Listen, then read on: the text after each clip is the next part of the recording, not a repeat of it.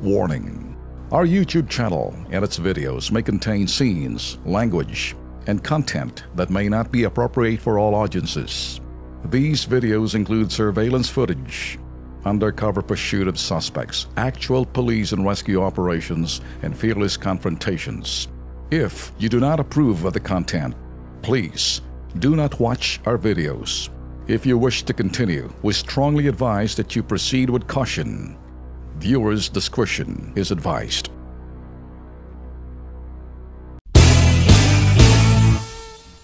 Team ng Dilaw, nagpapapansin ho sila. Lahat na ho ng bagay na ginagawa ho nila, mapansin lang. Halimbawa, itong si Riza Hontiveros, pasintabi, baka may magagalit na naman dyan, defender, yellow lover. Yellow, mellow, yellow submarine. Tulad nitong isa na bawal nga pala stand down, hindi ba? Okay, stand down. I'm not gonna say anything. Okay, sige. Yellow, pareho nitong isa. Nasa kanya ho yung momentum. Sino ho siya? Si Riza Hontiveros. I mean, I don't blame her because she must have an advisor to say, Senator, nasa buwelo ka, nakabuwelo ka. Lalo na nang nag-viral. Ano yung nag-viral? Aba, yung nag-viral yung invasion, pagkakaiba ng rebellion. Pabatiin mo nga si Riza. Si Riza, okay na. Ang inyong napapanood na wala namang picture, tunog lamang. Ayan. Ngayon, kung kayo'y nanonood sa amin sa TV, makikita nyo ang okay, ostrich. Alright. Do you know, Riza, that nababasa ko na ikay na may momentum, you keep the momentum going. Tama? Kaya naman kung anong pinagsasabi nito after doon sa sinasabing kapalpakan, ayun doon sa issue pala. Sorry nakaka-insulto ako.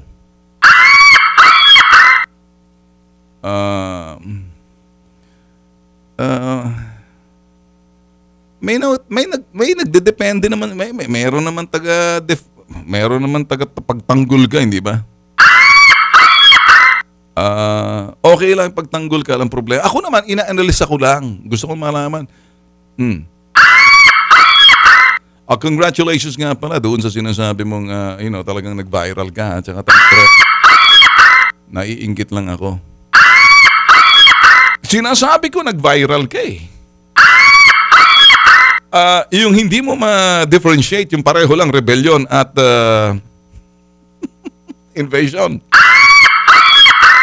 Okay. Bagay, consistent naman kayo. Yan yung sinasabing opposition. Ano naman tong sinasabi mo tungkol dito kay Digong?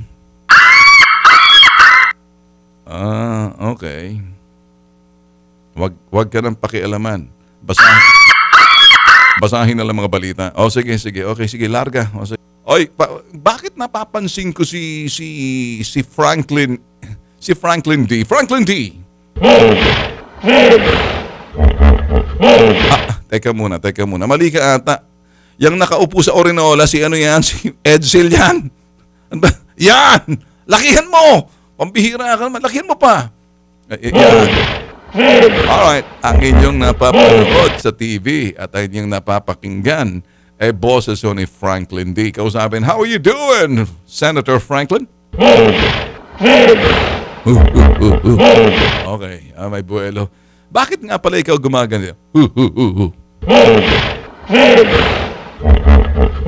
Huwag mo akong pakialaman, Bentot. Sinabi mo kanina momentum tulad ni Riza. Kung may momentum siya. Pag walang, pakiulit nga siya. Okay, so buwelo yun. Tapos, okay. Napansin ko, wala ka sa limelight, pero hindi ka masyado, ngayon? Ano bang balita?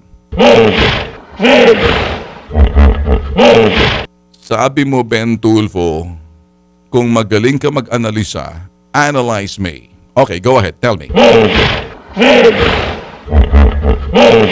I do not talk in quantity. I talk in quality. Less talk, less mistake. Tama. Okay. Anong ibig sabihin? Sabi niya, ganito raw, less talk, less mistake. More talk, more mistake. Diba? Diba? No talk, no mistake. Saan ka ron? No talk, no mistake. Pero, ano? Tuloy. Yan ang gusto ko sa iyo, Franklin D. Alam mo, Franklin, totoo yung sinasabi mo. You don't talk much, but anytime that you talk, may laman. Di ka pareho ng iba dyan. Alang laman, cotton candy ang utak. Ikaw naman, pag masustansya, pag nagsasalita ka, naku, Sus Mariosep, parang, alam mo yung pinaka, parang cheeseburger. Juice. Okay? Nagugutom ka na. Malaman, hindi ba? Pag nagsalita ka, quality, with wisdom. Iba talaga pag medyo isang mga politiko seasoned na, tulad ni Franklin D. Pag seasoned na sila, tansyado na lang kanilang mga sinasabi. Connect na. Nakaka-relate sila. Kaya yung kanilang mga sinasabi, may katuturan. Kung minsan nagsasalita sila, kahit na paano, pinakikinggan sila, whether they like it or not, because the guy talks with wisdom. Merong iba, Sus Mariosep, tulad ni Risa. Risa, kumusta ka ba? Okay, nagsasalita ka. Kumusta? Ano bang mahalaga sa iyo? Quality o quantity? Okay. Gusto mo ng quality and quantity. Ganun ba? Si Franklin, iba quality. Alright, Sus Mariosep. Naman. Ano ba mga sinasabi mo na tungkol sa martial law ni Digong? Gusto mong gusto mo bang interpret ko? Ang bagal naman nitong typist ko. Parang isa-isa, parang typewriter. So, sabi mo raw, I am confident. Risa, tama ba to? Correct mo, tama mo. Kita mo, pati ikaw, ang daldal mo. Hindi mo pa ako pinatatapos, dahil. Para kang unggoy Hindi ka naman unggoy, ostrich ka hindi ba? Sabi mo, ito, let me. He said, I'm confident that the people who will oppose and defeat martial law. Kung yung original martial law nga ni FBR ay tinalo ng mamamayan, ang isang Marcos copycat pa kaya? Si Digong, ibig mong sabihin. Alam mong tawag ko sa iyo, ass. Alam mo yung ass? Butas. Ano yung ass? A-S-S. Butas. A-S-S. H-O-L-E. H-O-L-E. Butas yun, di ba? Pag in English mo, ang butas, hole, di ba? Ass. Angkas. Sakay, sausaw, butas. Angkas, sakay, sausaw, ass. Butas in English, hole.